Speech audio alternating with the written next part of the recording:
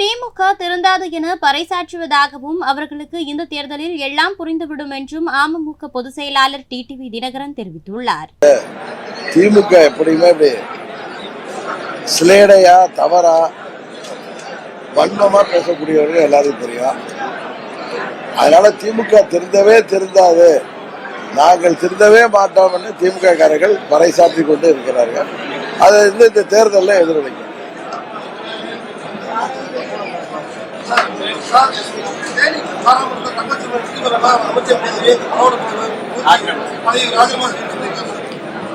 அவர் திமுக மந்திரி, அது அவங்க கட்சி பிரச்சனை.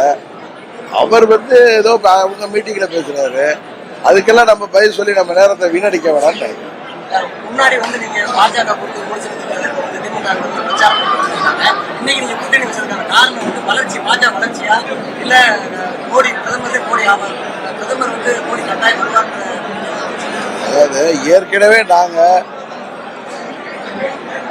திரு ஸ்டாலின் அவங்க அப்பா 98 அம்மா பாஜகவுடைய கூட்டணி அமைச்சப்ப என்ன சொன்னாரு, பண்டாரம் பிரதேசியோட எல்லாம் நாங்க கூட்டணி அமைக்க மாட்டேன்னு